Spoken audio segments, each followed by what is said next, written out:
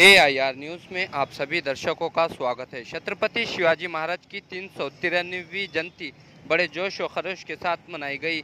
इसी तरह आज नांदेड़ में समाजी, सियासी और पत्रकारिता में अपनी शोबा खिदमत में आवाम के दरमियान काम करने वालों को अवार्ड से नवाजा गया। इस मौके पर माझा महाराष्ट्र लाइव के शेख याहिया को भी इस अवार्ड से नवाजा गया। देखिए रिपोर्ट।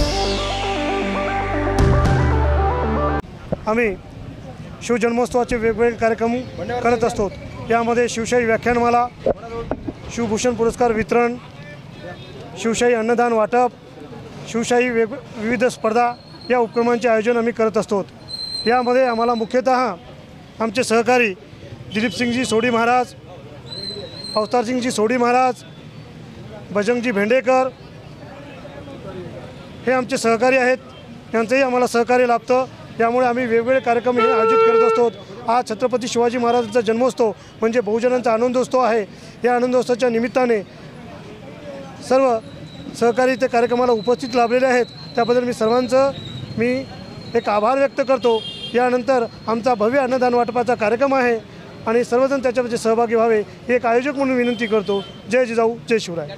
धन्यवाद।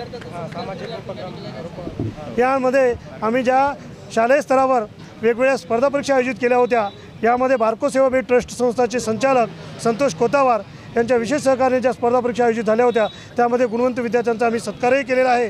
त्याचबरोबर समाजातल्या जे लोक आपला अमूल्य वेळ काढून सामाजिक कार्य करत असतात त्यामध्ये आम्ही त्यांचाही सन्मान येथे केलेला आहे।